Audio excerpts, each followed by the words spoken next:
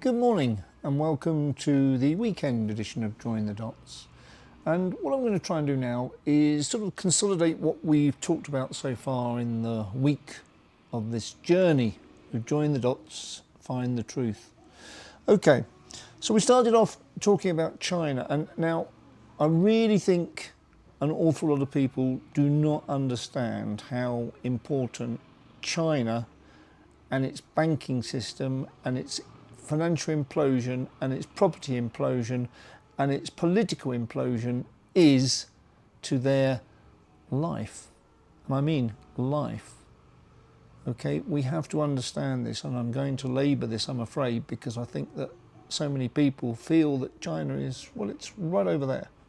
It doesn't really affect me. Yes, it does. Okay? Yes, it does. And yes, it will. It will affect you. So, we start with China. And I was lucky enough to catch last night a video on YouTube of China Unscripted, an interview with Kyle Bass, K-Y-L-E, Bass. Now, Kyle has been not anti-China, but he's seen the problems in China for years. But this particular show, it's a very short clip, 5-6 minutes. It's worth watching. Obviously, it tries to tease you into the full program, which is behind a paywall. You don't need it. You just need the 5 or 6 minute interview with Kyle Bass, combined with what I've already told you about the developing banking crisis in China. Okay, so we started on China, and one thing I left you with at the very end of the first show, or the first short that I had made, was Xi will not be General Secretary by the end of September. Now, does that really mean a lot? Yes, it does, because it's the word that markets hate, asset values hate. It's the word uncertainty.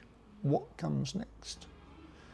And what we're seeing at the moment, in my view, if I'm joining the dots on what I'm seeing, is we're not seeing China have enough time and effort applied to the economic problems, which are colossal, way beyond subprime, 10 times, 15 times subprime, way beyond.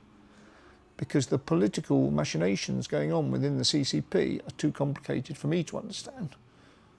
But they're there, and I can join the dots of what I see. So, we have uncertainty. We then have, and this is an awful link, if you join the dots, is Taiwan. And there are more and more videos coming up on my feed now telling me Taiwan. I've been saying it for 4 years to my clients. I've been saying that China could, not will, could face a Falklands moment. Xi could play the role of Galtieri, where he throws everything at one public, nationalistic, feel-good move into Taiwan. I hope and pray it doesn't happen, but it's uncertainty. And the number of feeds I'm getting on my phone now telling me about this tells me more and more people are seeing it as a possibility. Okay, and it's more uncertainty, I'm afraid. We then went on to China property, and I really, as I say, I've just told you about China Unscripted and Kyle Bass. Please watch it. It's only 5-6 minutes. But it gives you basically the same picture that I gave you, which was you have a colossal, incredible banking crisis. It's a tsunami, okay? So when there's a tsunami alert, you don't stand there and look for the data. You just get out of the way. And that's what I think we should be doing now, is getting out of the way of the effect of what will be a financial tsunami. And it's brewing. It's building. The tide is going out, and that's the first sign that there's an awful lot more going to come in at some point. The tide is running out. Money is running out of the Chinese banking system. Kyle Bass gives you some numbers. They're pretty similar to mine. They're not exactly the same, but then anything coming out of China is very difficult to understand and really believe in and trust. Difficult to link the dots, but I think the dots are so big it's easy in a macro perspective to join these dots and see that this is going to affect your property price. Now, that's not a problem if it's your home and you have a low debt to value ratio. doesn't matter. You're just going to live through it, and that's fine. Okay, no need to go out and panic and sell your house. But if you've got a buy-to-let portfolio, if you've decided to go down the property investment route, all property investment route, I mean, we've already seen it with commercial real estate, haven't we, in America? All commercial real estate is flat on its back.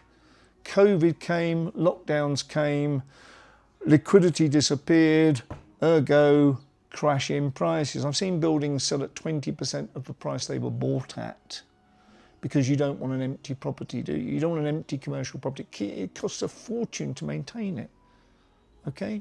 And you're getting no income. There's no tenant. And what's the prospects of a tenant? Very little. Have a look at the commercial real estate market in the US. It's about a $5 trillion market. And there's a lot of renewals coming up this year, because last 3 years we've been subject to two expressions.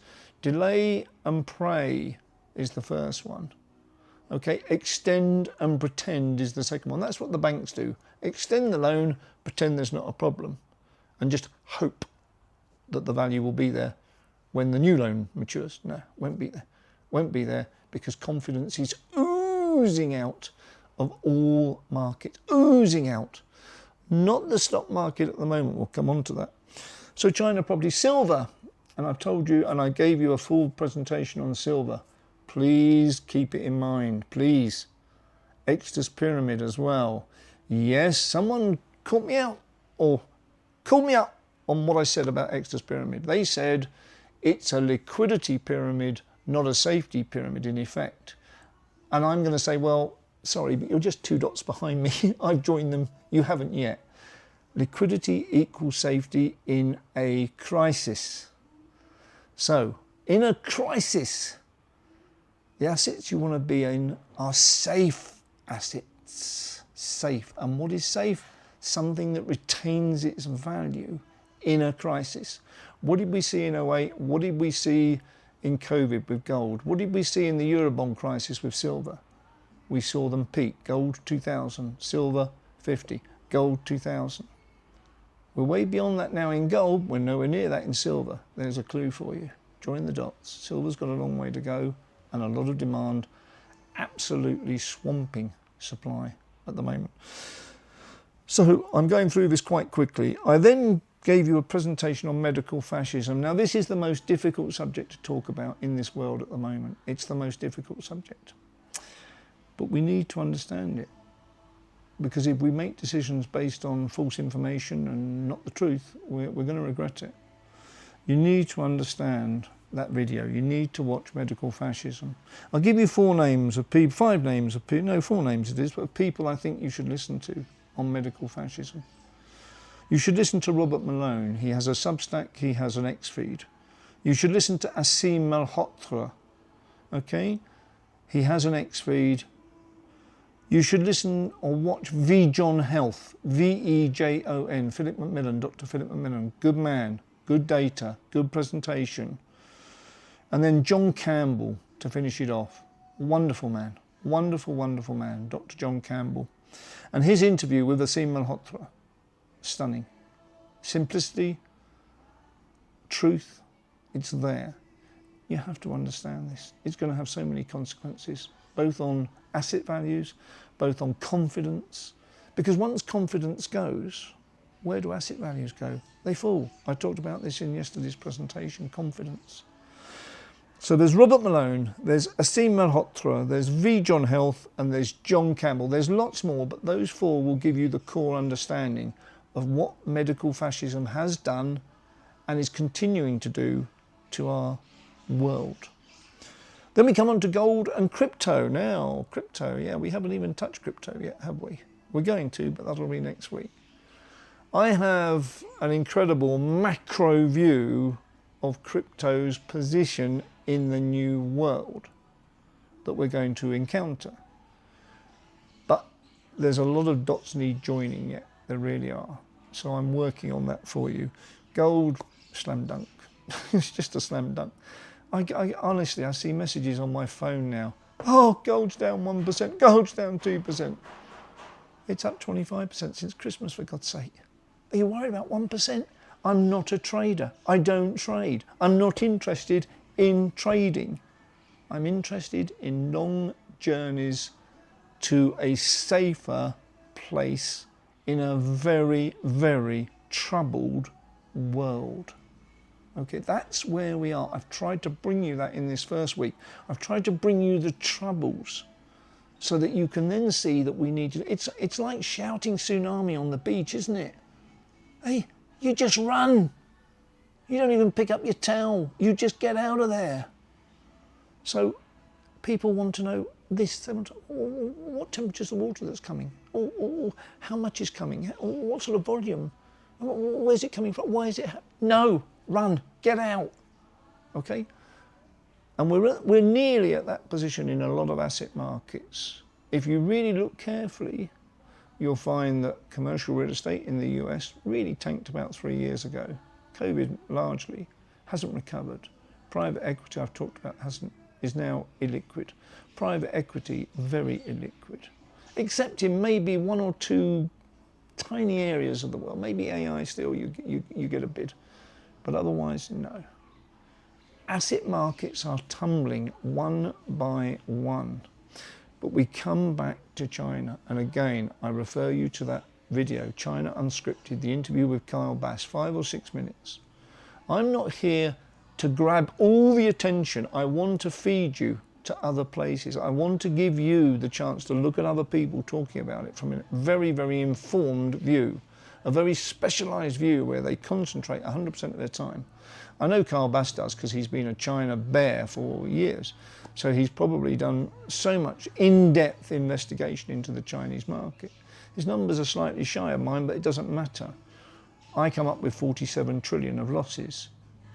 Okay, $47 trillion worth of losses. 15 times subprime. Do I have to say it anymore? The effect is going to be colossal, and it will be global. Even just joining the dots very simply for you at this point, we know China's lost its property market, it's imploded. We know consumption is falling. Well, why wouldn't it? If you've lost half the value in your property, you won't spend as much. It's just logic. You certainly won't buy a new car, you won't go on holiday, you won't buy white goods. And China's been giving all sorts of incentives for all those products for the last year, and all the local authorities have now run out of money to give you incentives.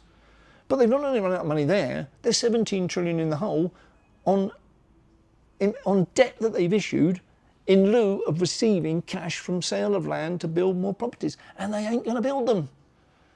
And I've told you already, Evergrande, Sunac, Shimao, Country Garden, Vanke, Greenland, Logan, every single major Chinese construction company is dead or almost dead. Why wouldn't they be? There's no demand. There's no demand. And we have a falling population, which is another issue we'll come on to later. Okay, please understand that. Please understand that. So, excess pyramid, yes, it's about liquidity, but liquidity equals safety. And we've seen some weird things happen in this world in the last few years. We saw it with the nickel default on the London bullion. We've seen some strange things where suddenly something that is cast iron, excuse the pun, is no longer cast iron. We're going to go into a world where so much is uncertain. And what does uncertainty do to markets? It scares people. Confidence disappears. I'm going to talk about Erling Haaland. Here's a link.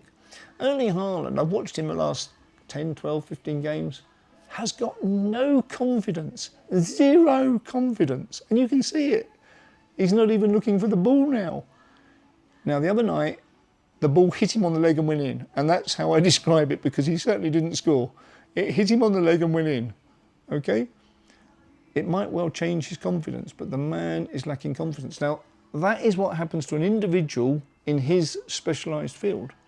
Imagine it happening to the whole entire global banking system because they've got a 47 trillion hole.